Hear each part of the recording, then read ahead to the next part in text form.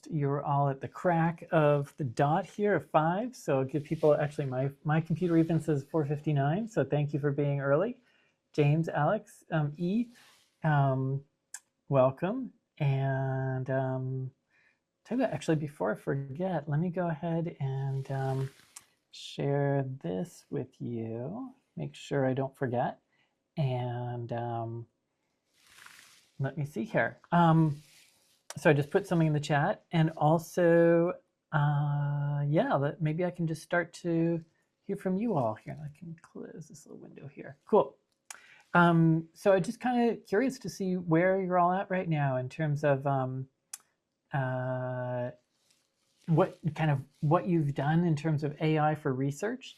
So go ahead and just give me a number 1 through 6 here of where you feel like you're at, and maybe there's more than one that counts for you.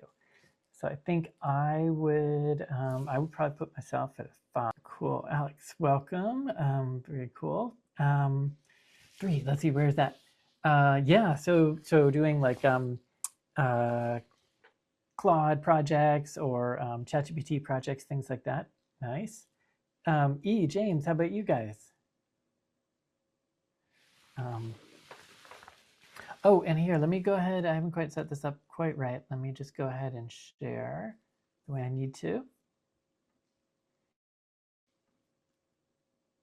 Okay, good. That should be a little better. Okay, good. Yeah, we'll see who else joins us. Might be an exclusive club today. We actually have like, I think 100 signed up. So anyway, thank you very much for joining. And I can go ahead and get us started. We'll see who else comes along.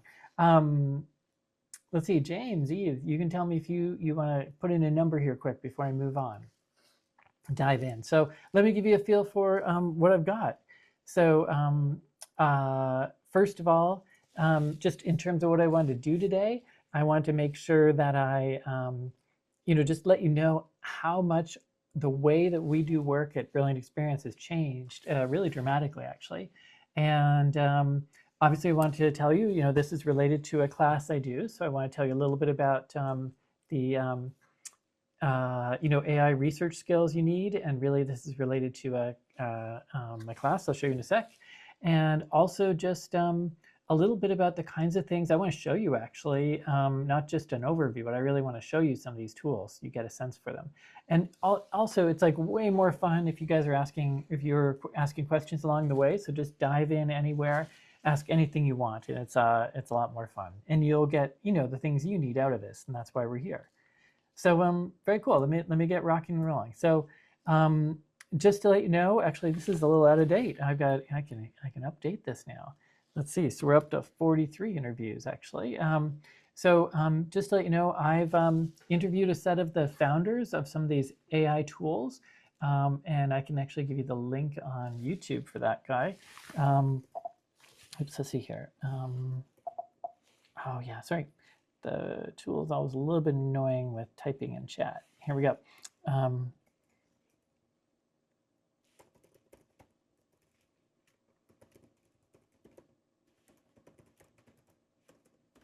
There you go. And here, sorry, let me just go back here. And I just want to say that we have tried a ton of these tools. We also have done a comprehensive study of how good are us human researchers in comparison to AI moderation tools. And that was one of the first things we did, and we realized, wow, these things are way better than we thought a year ago. And so we ought to take them seriously. And so obviously these things keep getting better and better and better. So I just want to show you some examples. Yeah,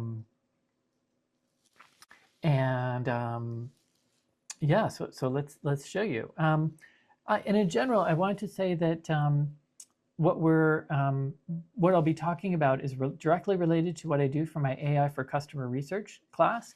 And this is where I really try to give you a sense of prompting up to sort of basic agents, try to give you a sense of how to do AI moderation to be able to do things at scale with collecting data, and also multilingual, be more inclusive, and show you both the right and wrong ways to do that, and really roll up your sleeves and learn these tools.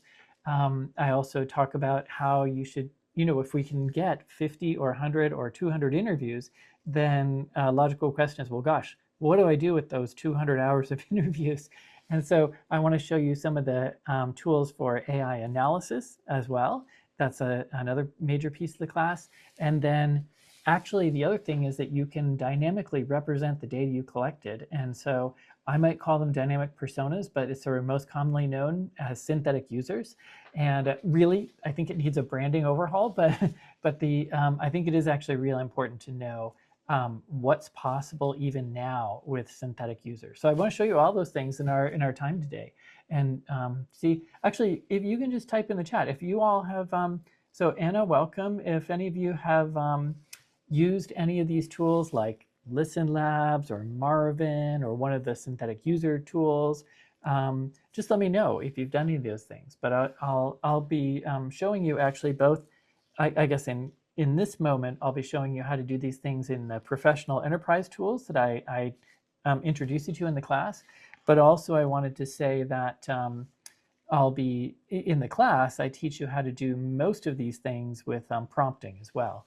And just, if you're interested, you can just screenshot this and grab the code, and I hope you'll join me. So it actually was one of the top classes last year, and I still think that it's so important to learn these things and understand what's possible, and also think of it from a sort of careful safety ethics perspective, but really know also just what can we do.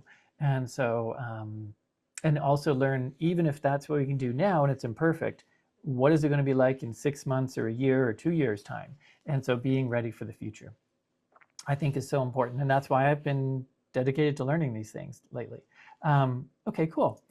The other thing I wanted to say is that if you really want to roll up your sleeves, my class, the things I'm going to show you are about, I have 2 classes. The first one here on this backup is AI for customer research. And that one's where we do the SaaS tools that I'm going to show you today.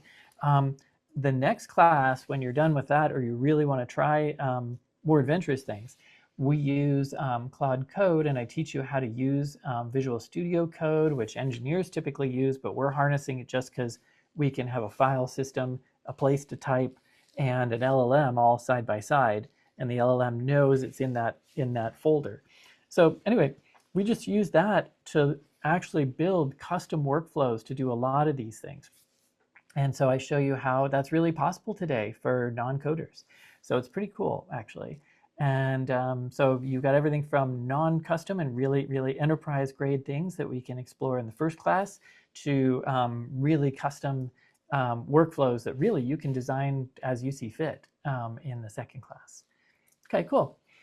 So I just want to give you a feel for, and I joke and say, way back in 2023, but it's really true that in early, even summer of 2023, we did up to then, not that much changed between I founded my company in 2011 and then, right? We were pretty much doing things the same way with humans. And just this remarkable turnaround. And so we first learned about things like Outset.ai is one of the very first companies to do AI moderation. And then we're like, wow, what else is out there? And that's when I started my YouTube channel and started interviewing these people. I figured surely other people want to know about these things and learn what's possible too. So, so I just want to show you the kinds of ways we work. And by the way, welcome. I think Matilda, Raj, you guys joined a little late. Just jump in anytime with questions. I really, really appreciate interacting with you all. So don't hesitate. I'm actually going to try, this might be a little small for you. So let me just try this. I'm going to try to zoom into different pieces here just to talk through it with you. I think this might be, okay. I don't need to beatify any slides. So let me just see if I can bring this down a little bit. Yeah, it's a little better. Okay, cool. So I just wanted to say that, like, basically in research, we're, I think I can kill off lots of things here to make it simpler for us. Cool. We're, just understanding what it is that we're going to be doing in research. We're designing what sort of study we should make and what the questions should be, how we should recruit, stuff like that. Actually doing the recruiting, then collecting the data and sharing out results, right? Okay, so those are the core things you do.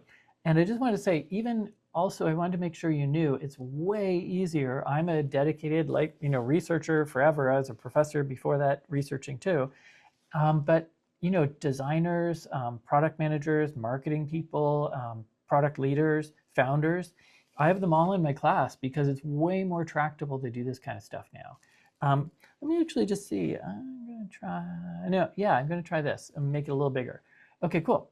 So I just wanted to say that now with AI, we get it to read the statement of work that we won and pass docs, and there's secondary research.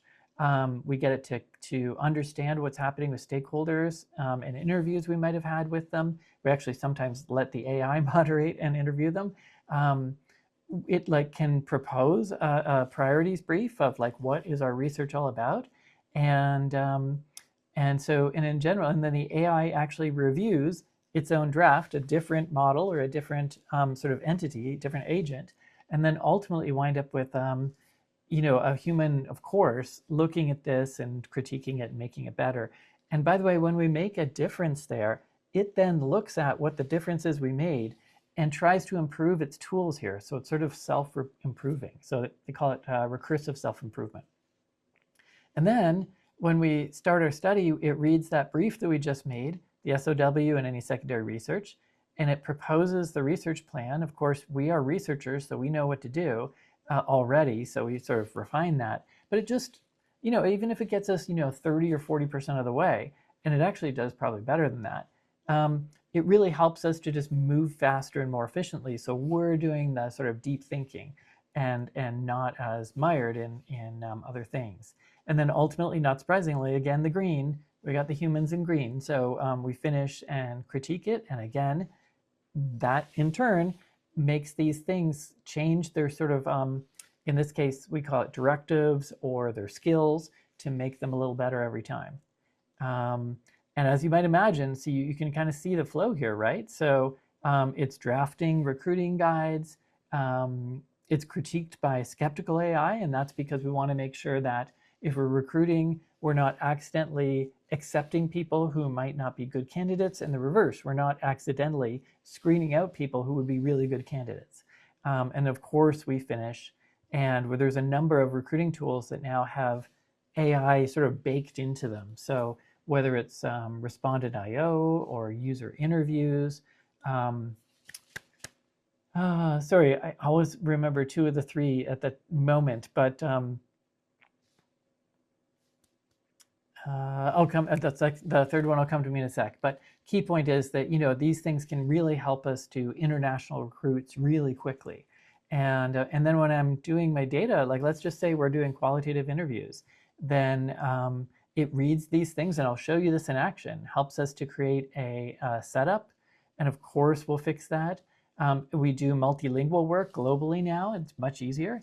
And so we have it transcribe obviously our transcripts. I actually have a custom pipeline we do because we have scientists or other specialists, and some of the terms they use, I don't know, catalysis or RNA sequestration, whatever it is, we want to make sure that it's not mistranscribed. So we have a custom flow here, and then really have a sort of, what do we call it? Where a series of AIs actually does the analysis and kind of fight each other. I can't remember exactly the term for that again, but we try to really have them build up what should be really the analysis, and I'll show you custom SAS tools that you'll use in class for this kind of thing. And then, of course, we are diving into this, checking and verifying things like that. But I mean, the moral of the story is that it's just so different than the way we used to work, right? And so this is why we're able to do global studies for major, Fortune 100 companies. And we can, I can actually go back to sort of more normal here for a sec. And I'll get quickly to showing you stuff in a sec here too. But we used to take us about 7 weeks to do a major study for, say, the biggest search company you can think of. And now we're doing these things in 7 to 10 days. It's kind of really, really remarkable. So anyway, I just wanted to say that that's something that has just changed so much. And so I want to show you some of the tools that help us do this. Cool. Oh, yeah, whatever. Okay, cool. Just out of interest, are there things that you are particularly interested in? So one could be just faster turnaround with your research. Another could be that you really want to start to do like multilingual research or have global capability. Another is just bring your data to life with synthetic users. And of course, if you want them all, you're going to get it in my class. But I wanted to see, if there's one of these that's more compelling to you. So I'll just give you a minute. Just type in 1, 2, 3, 4, whichever is appropriate for you in the chat, and we'll go from there. And I'm just about to show you some demos, so just don't hesitate to ask questions along the way. You all have been quiet. Let me give you a minute. Just type in 1, 2, 3, or 4 for what you're interested in.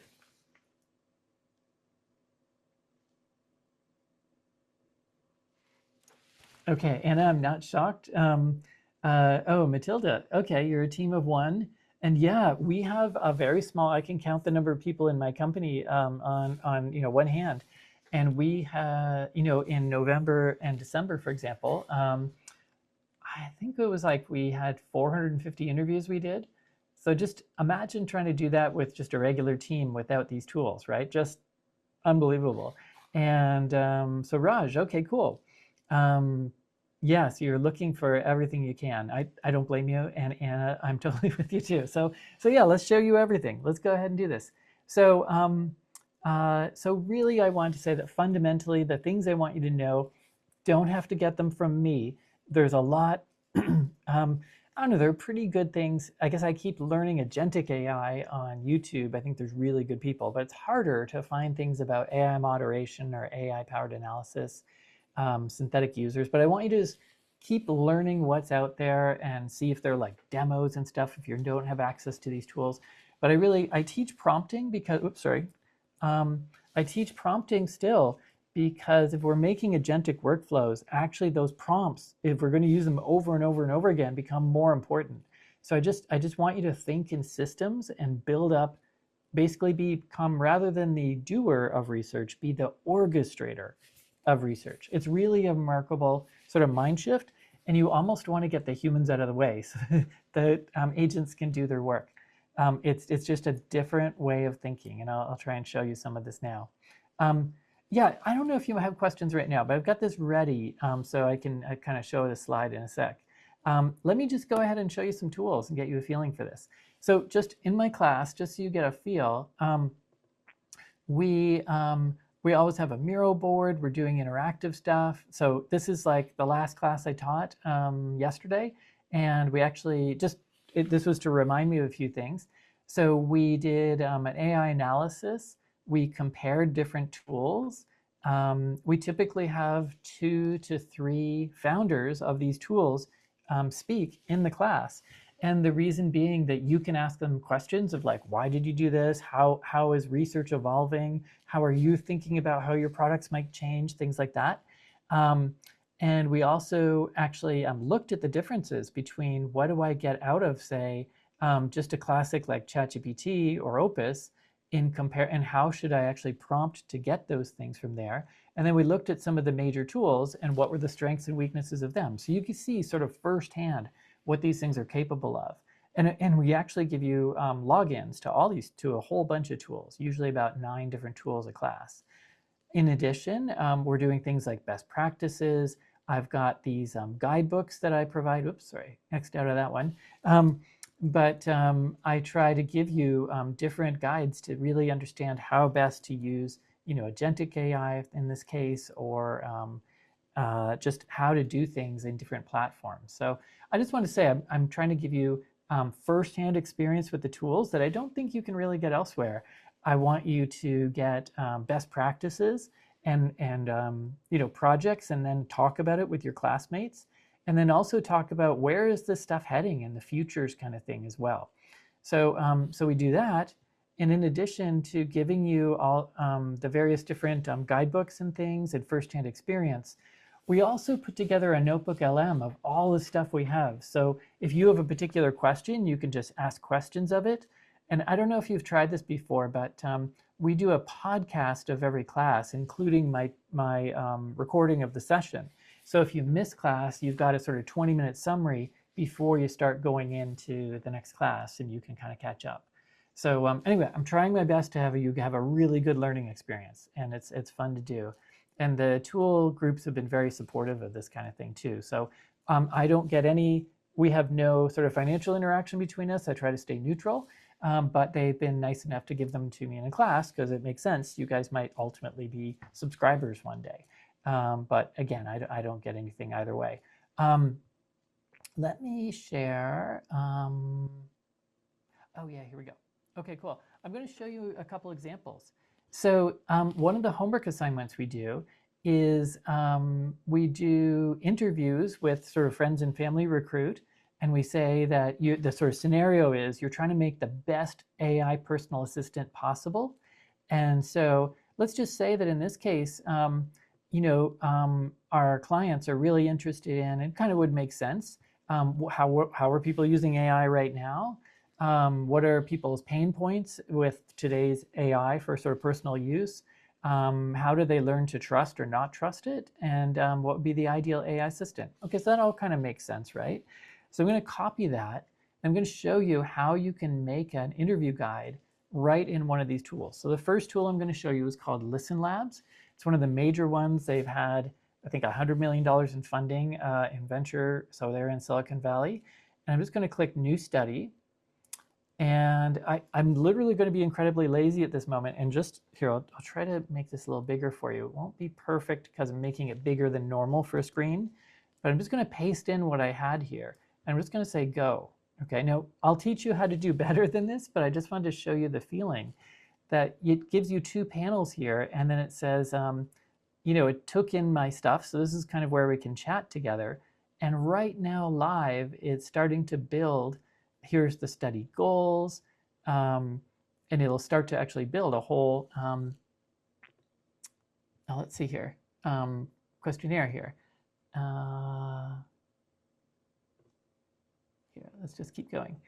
I'm going to bring my own participants. So it can do recruiting. In this case, we're going to do audio interviews, I'll just say.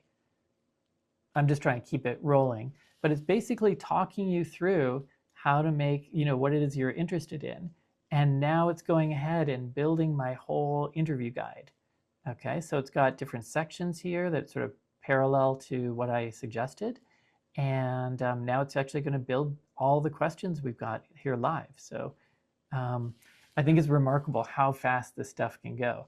So you can see it's building all the questions here and various like multiple choice and open-ended questions. And I want to show you actually what this is like too. So it's busy building this. I'm actually going to go to one that I've already got built. Oh, I see, edited 44 seconds ago. Okay, that's kind of remarkable. Okay, okay, so it's got the study guide, 14 questions. That's cool. So I'm going to go to, so the first step you do in these kind of things, that's AI moderation. So we're building something so the AI can do the moderating instead of me doing it. And the first step is just to build a basic guide, and the next is to sort of refine it. So the first thing you do is chat with an LLM and it builds it. The next step is sort of refining that and making it more specific. And so let's go in and take a look. I want to find sort of an open-ended question here. Yeah, here we go. Okay, cool. Okay, so I'm going to actually try to do this right now with you. So what it does is it lets me, here, I'm just going to show you, you have settings in here of how many follow-up questions you might want it to ask, and it dynamically adjusts those based on the response I give. And then you can also sort of coach it on where you want it to go. So I'm going to say dig for pain points. I'm just kind of showing you how remarkably easy this is. So, okay, so now it's got the question. Think about the last time you used an AI tool for something personal. Walk me through what happened, what you're trying to do, and which tool you used. Okay.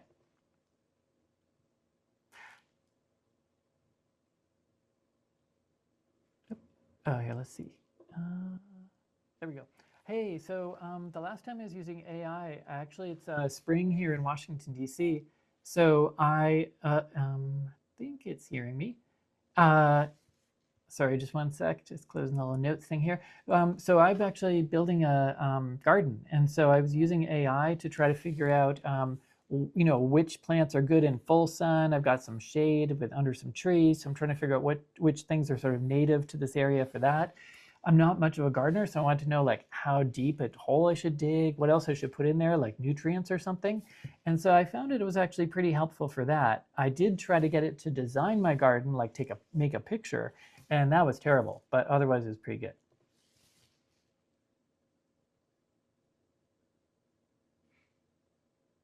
Okay, so you can see that it's followed along pretty well here. You mentioned the garden picture was terrible. Okay. Yeah, it just didn't do anything that felt like it looked like a typical garden. It was trying to do a sort of schematic, and it sort of bunched all the plants in one place, which didn't make any sense. Okay, now I'm going to be a little bit more, so I want you to know that in class, I encourage people to try these tools and sort of test them, right? So you said the visual is unusable, but the text advice was pretty helpful. Okay, which AI was I using, and did you have to go back and forth very much? So I'm going to not answer this question at all. Let's see the reaction.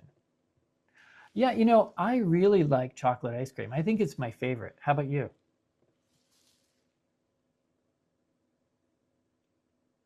Okay, so it busted me here. Yeah, so anyway, I could keep going on this, but you can see what I do in class is I get you all to learn how to build a test like this and how to evaluate it and sort of design it and perfect it and so on. So there's a little nuance here in multilingual, in designing follow-up question, coaching, to just know how long the test should be. For example, you typically do these shorter than you would average tests with human-to-human moderation, and so on.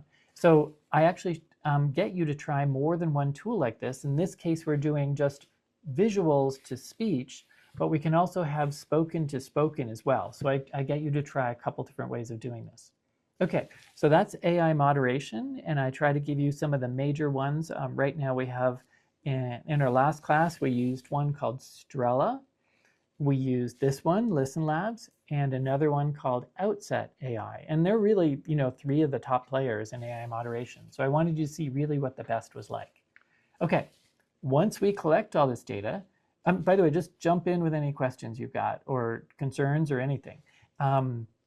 So there are a lot of people who worry about like, how good is this in real life? Could I really give it to my clients or not? And so I want we think about that in class and try to say, how good is this relative to a human moderator as well? I want you to know that this is what we did a sort of AI versus human moderator study on. And ultimately, we were two PhD psychologists who have years of training doing research. Arguably, we could be pretty good at this. And, it really captured about 80 or 85% of the insights we found.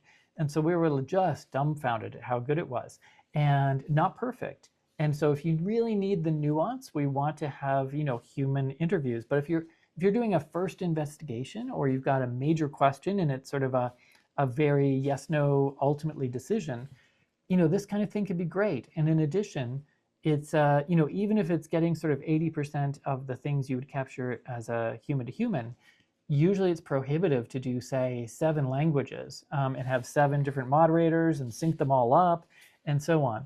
So it makes it really possible to be far more inclusive and have way more scale and go much faster, right? So nobody needs to schedule meetings. They can just start it whenever they want. There can be 100 people being tested at the same time. So it just opens up so many new possibilities. It's really cool. So anyway, jump in if you have any questions about this kind of tool. I'm going to switch to, after we collect all this data, what do we do then? And so let me talk about, I'm going to show you a couple tools here that are just representative of this. One of them is called CoLoop. It's another one that's been successful with funding and so on. And it's a sort of elegantly simple. They really have 2 things that it does right now that with a lot of actually subtlety to it. But ultimately, what you can do is you put in, so I can just show you, in this case, we've got 82 interviews that we've got in here. And so they're all here and available. And it actually tries to figure out who's the moderator and who's the participant. So it's not using data from the moderator to affect its performance. And we also give it, here just in setup, we give it the interview guide we did. It's actually already in there. And then it tries to say, here are some of the top project objectives and a little summary. And it uses that to frame how it thinks in the next steps. So then what I can do is I can go to this grid, and here I'm just actually going to give you a brand new one so you get a feel for this. Okay, I'm just going to do that here. I'll just say John W. Cool. And I'm just going to do, yeah, basic online qual, in-depth interviews. Yeah, I'll just do that one. Cool. Okay, so, and then if you remember, I set it up with the interview guide and with the business priorities. So I'm just going to use the suggested questions that come from that project brief you just saw. Okay, and I'm going to say those sound like a great idea. I'm going to say create. And what it's doing right now is it's going through all 82 interviews, literally live, and it's got the different questions that came from our interview guide. Okay, so it's filling up this grid. And then this is the overview, but it's like each row is either the summary of everyone or an individual participant. So you can see here are all the individual participants from different platforms, and it's all anonymous, so it's cool to have this here. And what it's doing is filling out every question for every cell.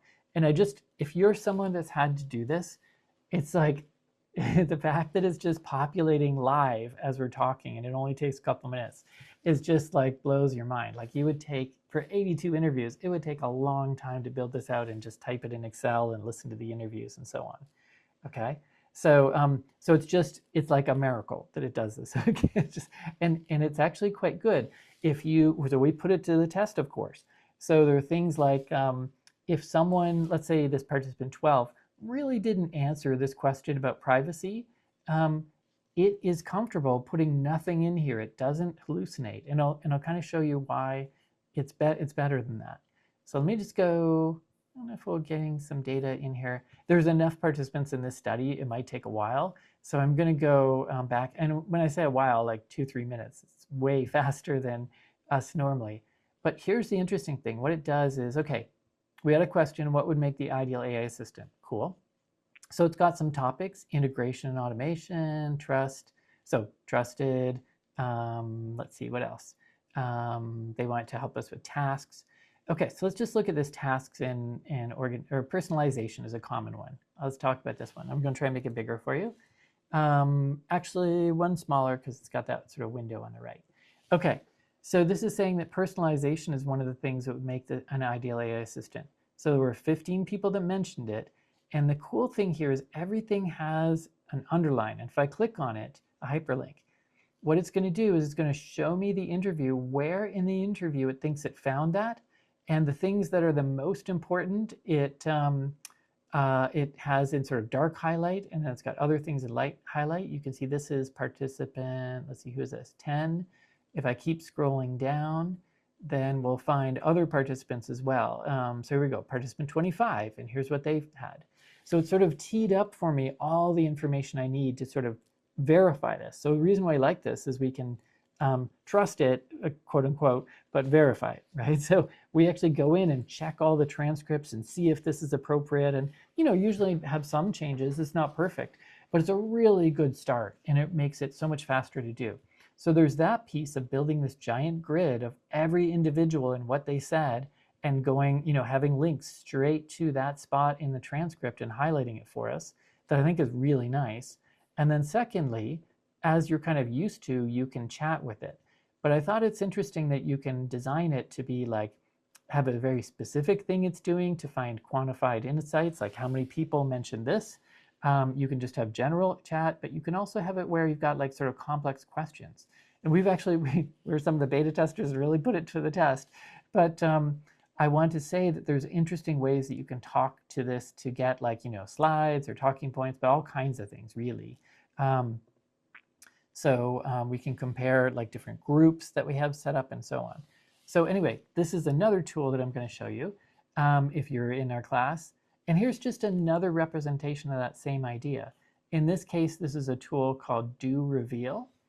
And I just want to say that they have some cool other ways of doing things. Like if you're used to doing thematic analysis, it's showing you in all these interviews, how many times did different things come up and what did individuals say about them. So I show you like very different ways that tools, I've like sort of hand selected the ones I think are most important for you to know to learn how to do analysis right and to give you very different styles so you know what's right for you. Okay, so we've gone through, I know it's a bit of a whirlwind, but we've gone through going from 0 to having an interview and actually trying interviewing with an AI moderator to doing an analysis and being able to chat with our data or build a data grid. This one should be more, I think it's still chugging along. I guess there's a lot of data in there. Yeah, it's starting to fill it out now. And then also talk about thematic analysis, which researchers like to do sometimes. And you can see, whoops, sorry, there are lots of interesting ways. There's mapping you can do, finding quotes, and so on. So I'm just show you very different tools. And then lastly, I want to show you this notion of creating a synthetic user. And I'm going to show you two things that are possible now, both of which we do in class. So this tool here is called Verve. And Verve is like, so they originally were thinking video survey, Verve, but they realized that actually their strength was really what they call agents, and we might call synthetic users. So if I go just down, actually if I just stay in this chat, it looks like a pretty normal chat. But what I can do is I can put things together here. So there are all these different agents that they have. So they are sort of experts or consumers. And I'm going to take this insights person, and I'm going to say I want to use the insights person, and I want to connect some data to this. So I'm going to, I've got some interviews I did, so I'm going to connect a data set. And in this case, yeah, we had this ideal AI assistant stuff, so let's bring that in. And then I can ask Amma here, my insights person, so let's see if I got WhisperFlow going here now. Can you go ahead and tell me what the top sort of features or elements of an ideal AI assistant were for this population? Okay, I was using WhisperFlow there. That's really nice for these kind of things.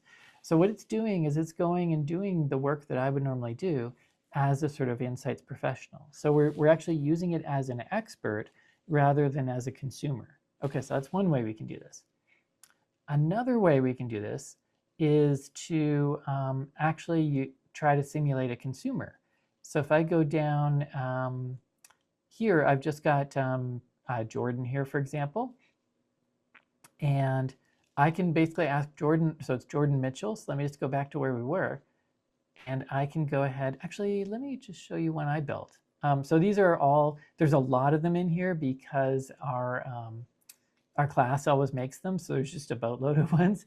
Let me try and find one that I made here real quick. Jordan, let me think about this. Oh, it may be at the top. Hold on one sec. There's enough that I didn't. Oh yeah, Fiona, that's who I wanted. Okay, so Fiona is a family vacation planner. So she's someone that takes a family of small kids. And I want to ask her, when you're traveling internationally, what are the things that you'd like to know about a hotel, but because you've got small kids, you know, that's the reason, but the hotels typically don't share with you. Okay, terribly worded, but I think we'll get there. And my point is the things that we know from real humans and what happens is that the parents want to know things like, noise and unusual sounds, like will I be close to an elevator or a big city street, because my kids aren't used to that kind of thing. There's things like security, like is there a lock on a sliding door, or how high is the railing on the balcony? Is there anything like sort of side room, so I could have a crib in the side room and not have it right next to my bed? So all these like super practical things. So right, they want to have a place to have snacks. The sleeping arrangements, that's what I mentioned. Safety features like balcony, there you go, window locks. So it's actually pulling out pretty reasonable data. We actually did a study like this, so we know this comes up. And so you can really ask questions of these things and have them be influenced by data sets that you've collected. And so I just want to show you what's possible with this kind of thing. It's well beyond prompting. And then lastly, the last thing I wanted to show you is that you can also have a team of experts you can put together to make concepts.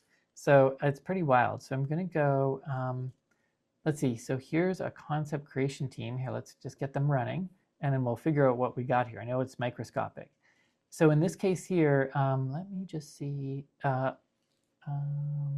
I show you the original conception? Okay, I think in this case, I'm trying to remember it. I didn't show you at first kind of what was the goal of the group, but the goal generally was to make new ideas. I think in this case, I think it was personal AI assistants again.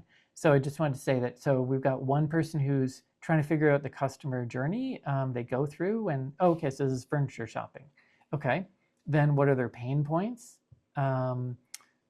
This person here looks like they are existing, right, finding what the trends are for using AI for that.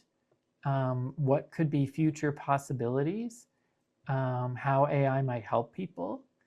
And so basically what the person did is they just put in, I want to figure out how AI can help you do furniture shopping. And this tool created this whole team who are sort of chugging away and trying to figure out how to do this. And then they're going to render what this sort of technology might be like and ultimately give you a full report. So it always kind of blows my mind that these kind of things are possible. But the interesting thing is you can make a concept, and then I could go to that other synthetic user and get the synthetic user to give me feedback on this concept. And then I can give that feedback to this team and they can make a new idea. So you can do this looping, right? So it's like really wild what's possible now. And you can decide, I want you to do things in your area to decide what is possible. But ultimately, just taking a big step back, hopefully you can see that there are so many new things to learn, right? We've got how to do AI moderation right. So you can do fast and scaled and inclusive research. How to do analysis right so that you can have it go way faster than it would have otherwise. And you can quickly verify the results from this and trust or not trust it and figure out which interviews you do want to hear all the way through, and so on. You can create these both synthetic users and synthetic experts to help you in what you're doing, right? And you can prompt and build sort of custom tools as well, like we do. So overall, I just wanted to show you that these things are all possible. And so really, this is showing you how far, many people don't have any of these, and it's totally reasonable. But I wanted to let you know that these are the things that we and others are using every day. And I want you to become familiar with them, get your hands dirty in them with class, and actually understand what would be suitable for your teams or not. So that's really the idea. I'm happy to answer any of your questions. You've all been a little bit quiet, but if you're interested in trying these tools and learning about these possibilities, that's my class, and you can just grab a screenshot of this guy, and you're welcome to give it a whirl. So I'd be delighted to have you in class. I think actually here, let me just go real quick. So feel free, just jump in with, yeah, so Matilda, thank you for your question. Here, one sec. Let me see if I can't bring this on screen here. So yeah, Matilda, thank you. Here, let me just go back here. It's just a little bit easier to see what you got. There. So Matilda, thank you for your question. You said, are there any free tiers? Actually, let me give you a good example. So there's a tool called, so with things like AI moderation, not too many. You can take a look at Do Reveal. And I think that they do offer a trial with a thing called, here, I'll just type these in the chat for you. You might want to take a look at Maven. Their website is Hey Maven. I think that they have a little bit of a trial. One of the reasons I do my class is because actually there aren't that many that you can do. There may be a little bit with Listen Labs, but historically there hasn't been. And then, which is the other one I was going to say? Oh yeah, I'm going to show you one called Ask Rally. I didn't show it to you yet. Here, let me just make sure I spell it right. Okay, let me show you Ask Rally. This is kind of an interesting one. So, oh shoot, let me see if it's going. Okay, this page just takes a minute to load. Hopefully everything's working. Ask Rally is a slightly different concept. So rather than saying asking one thing at a time, it's like, why not ask a population? And here, I'll take your question off here. So here, let me make these bigger for you so you can see them. So it's got slightly smaller so we can see a little more. So this is general population. I've got millennials on the upper right. And so I could ask, for example, here, I'm loading up this population. And then I can ask a question to this group. And again, you're asking about free trials. I believe that you can get a version of this, and basically it gives you like 5 people you can ask a question of. So sample up to 5. And of course, if you got, and so let me see here. Is the brand Supreme still cool when it comes to their sort of leisure wear, or are there other brands that are cooler now? And the answer is clearly other brands are cooler now, but I just wanted to, oops, I just got hit go. What this does is this asks the question of 5 different millennials at random. So the idea is it tries to build up a population of people that have different characteristics. Like one might be more open to new things, one might have, be really into sports, whatever the case might be. And we ask questions of them. And so anyway, my point here is that I think that Matilda, that's one of the one that has some free trials you can do.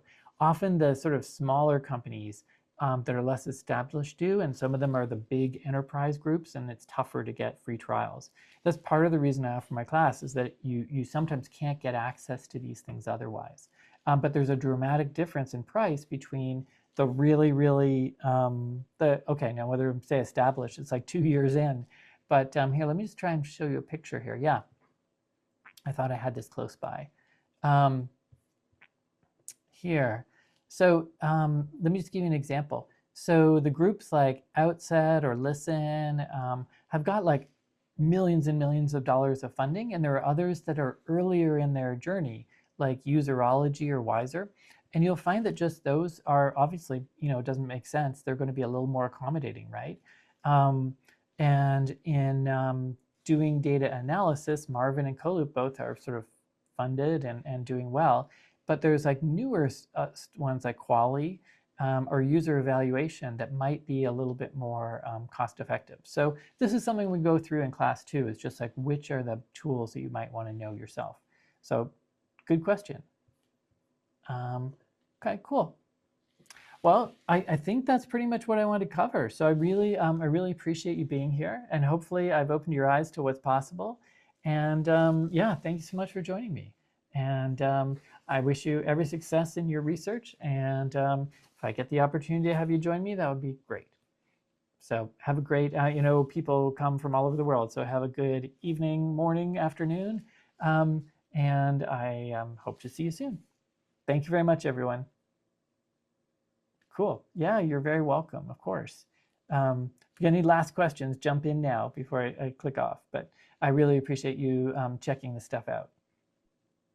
So keep learning, and just actually my last note is, doesn't matter if you work with me ever, but please do keep being curious and keep being skeptical. Just be a little cautious. These things like synthetic users, are they any good? We want to actually, we're researchers, we want to put it to the test, figure out when it might be appropriate for us, if at all, and then go ahead and use these things, right? So but I don't want you to just say, oh, I'm never going to look at that. I want you to be curious, but skeptical. Okay, great. Thanks, everyone. Have a great rest of your day. Bye-bye for now.